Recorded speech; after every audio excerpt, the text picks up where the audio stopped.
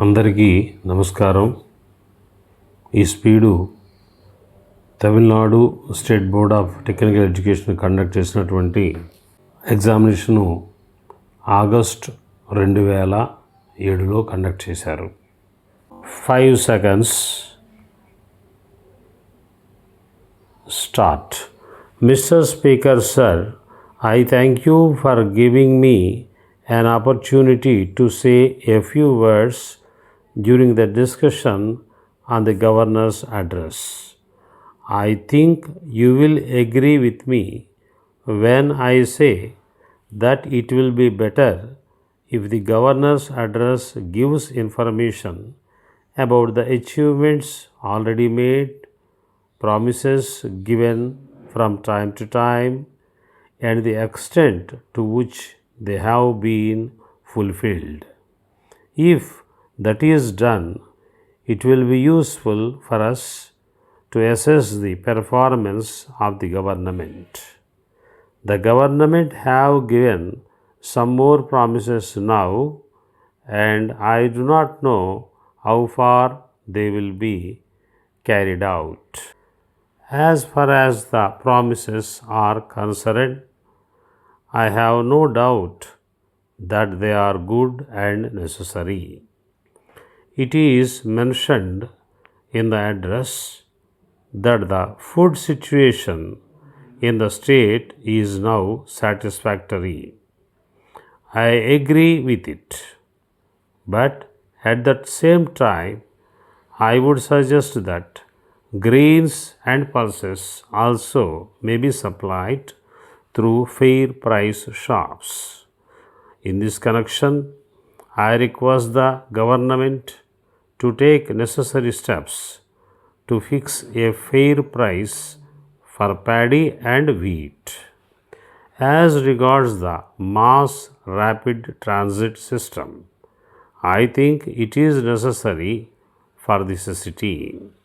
Unless and until that scheme is implemented, I am afraid that there may not be much improvement in this city. A large number of people depend upon the railway for their transport. They are now facing a lot of difficulty. Even if we increase the number of buses on the roads, it will not solve the problem. So, I request the government to see that this scheme is carried out as early as possible. This is the only way in which we can help the people so far as the problem of transport is concerned. Regarding elections to local bodies, there is now a hope that they will be held in the near future. For the last few years, we have been seeing that these elections have been postponed for some reasons or other. There is no doubt that the government are sincere in their efforts to hold the elections. We are aware that from time to time some difficulty or other arises and they are not able to hold the elections. I hope that at least this time they will be able to hold the elections. For the past several years, elections to local bodies have not been held and their administration is being carried on by special officers. In our country, if we want democracy to succeed, it is necessary to hold elections to the local bodies in the first stage. If these elections do not take place, there may not be true democracy in our country. As a matter of fact, for the past few years, elected persons are not carrying on the affairs of the local bodies.